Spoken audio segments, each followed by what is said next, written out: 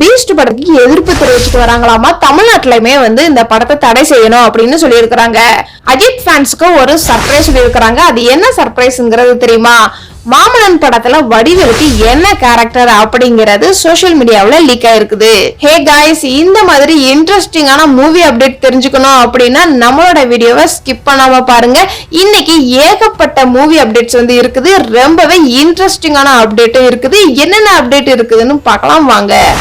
வர 13ஆம் தேதி தியேட்டர்ல பீஸ்ட் படம் ரிலீஸ் ஆக போகுது. இந்த படத்தை வந்து தடை செய்யறதுக்காண்டி ஒரு சிலர் வந்து கோரிக்கைகள் வந்து வச்சிருக்காங்க.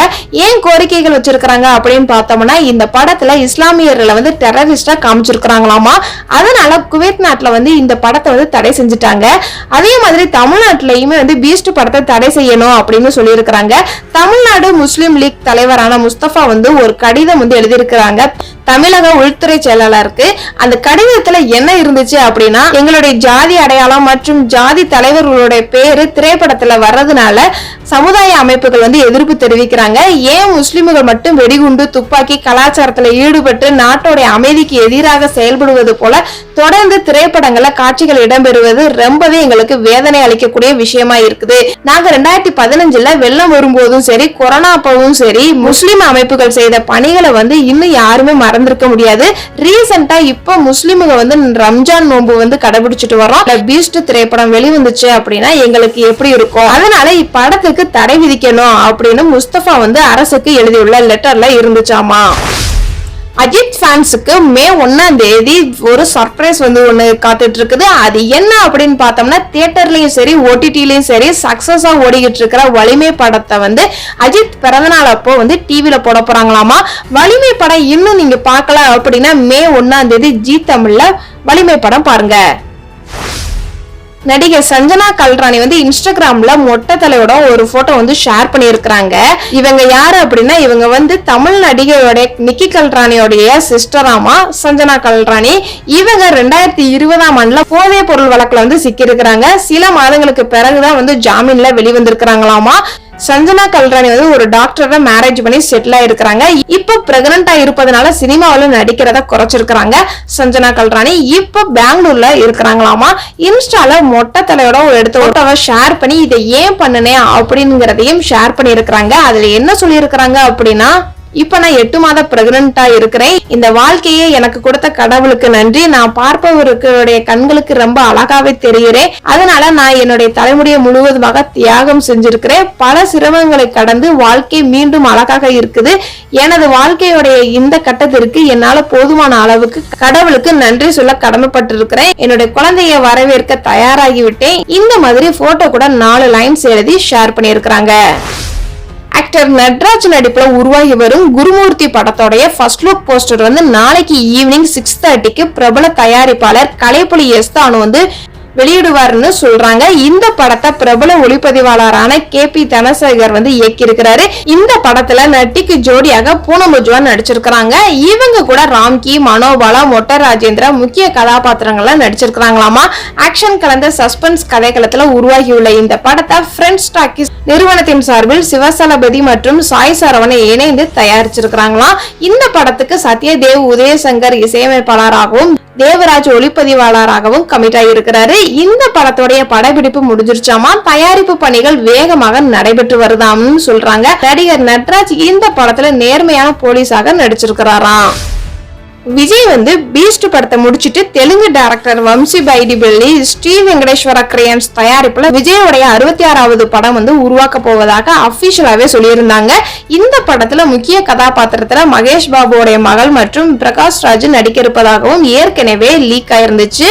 இந்த படத்தோடைய விஜய்க்கு ஜோடியாக நடிக்க உள்ள நடிகை வந்து நேத்து ராஷ்மிகா மந்தனாவுடைய பிறந்த நாளை முன்னிட்டு அவர் தளபதி 66 படத்தினுடைய ஹீரோயினாக நடிக்க போவதாக ஷேர் பண்ணியிருந்திருக்கிறாங்க. இசையமைப்பாளராக இந்த படத்துல தமன் வந்து கமிட் ஆயிருக்கிறாரு. ப்ரொடக்ஷன்ல இருந்தே அபிஷியலாவே சொல்லி இருந்திருக்காங்க. தளபதி 66வது படம் வந்து குடும்பம் காதல் படமாக உருவாக போகுதாமா.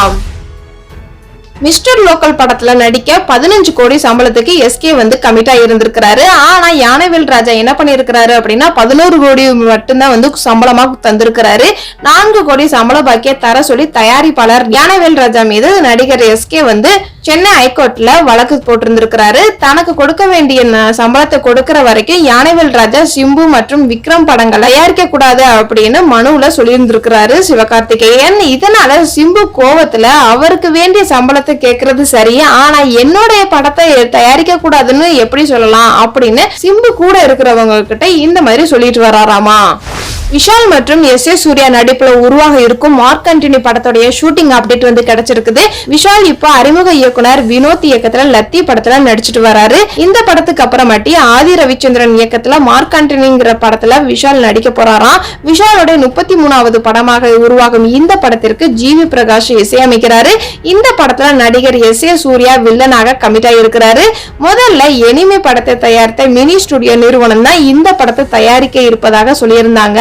ஆனா விஷாலுக்கும் தயாரிப்பாளர் வினோத்துக்கும் ஒரு சில கருத்து வேறுபாடு காரணமாக தயாரிப்பாளர் படத்திலிருந்து விலகினதுக்கு அப்புறமாட்டி விஷாலை இந்த படத்தை தயாரிக்க ஆரம்பிச்சிருக்கிறாரு. வரும் மே மாதம் ஃபர்ஸ்ட் வீக்ல முதல் படத்தோட படப்பிடிப்பு ஸ்டார்ட் பண்ண போறாங்களாமா. படத்தோட ஹீரோயின் அப்டேட் வந்து விரைவில் வெளியாகும்னு சொல்றாங்க. மாமன்னன் படத்துல வடிவேலோட கதாபாத்திரம் குறித்து தகவல்கள் இப்ப சோசியல் மீடியாவில வைரல் ஆயிட்டு வருது. இந்த படத்துல உதயநிதி ஸ்டாலின், பகத் வாசில், கீர்த்தி சுரேஷ்னு ஒரு சில முக்கிய நடிகர்கள் எல்லாம் நடிச்சிருக்காங்களாமா. இந்த படத்தை உதயநிதியினுடைய ரெட் ஜெயண்ட் மூவிஸ் தான் தயாரிக்குது. இந்த படத்திலிருந்து வடிவேலுடைய கதாபாத்திரம் குறித்து தகவல்கள் வந்து வெளியாயிருக்குது. இந்த படத்துல வடிவேலுடைய பெயரே மாமன்னன் தானா. இது முழுக்க முழுக்க அரசியல் திரைப்படமாகவும் வடிவேலு அரசியல்வாதியாகவும் நடிச்சிருக்கிறாராம். தலைவருடைய 169 திரைப்படமும் ஒரு கடத்தல் கதைன்னு லீக் ஆயிருக்குது. சூப்பர் ஸ்டார் ரஜினியோடைய மகளாக பிரியங்கா அருள்மோகன் கமிட் ஆயிருக்கிறாங்க. மகளை கடத்திய தீவிரவாதி கும்பலை ரஜினிகாந்த் கண்டுபிடிப்பதுதான் இந்த படத்தோட கதையாக இருக்குன்னு சொல்றாங்க. நெல்சனுடைய டார்க் காமெடி கடத்தல் கதை தான் தலைவருடைய 169 படத்திலும் தொடரும்னு சொல்லப்படுது. அது மட்டும் இல்லாம இந்த படத்துல யோகி பாபு வருவாரா, பொறுத்திருந்து பாப்போம். இன்னும் இதற்கான அதிகார அறிவிப்பு வெளியாகல. இந்த வீடியோ உங்களுக்கு பிடிச்சிருந்துச்சுன்னா லைக் பண்ணி, கமெண்ட் பண்ணி, ஷேர் பண்ணுங்க. இந்த மாதிரி மூவி அப்டேட் உங்களுக்கு தெரிஞ்சுக்கணும் அப்படின்னா நம்ம சேனலை மறக்காம சப்ஸ்கிரைப் பண்ணி அதுக்கு பக்கத்துல இருக்கிற பெல் ஐகானையும் கிளிக் பண்ணுங்க. இந்த மாதிரி இன்ட்ரெஸ்டிங்கான வீடியோடன் சந்திக்கின்றேன். டாடா, பை.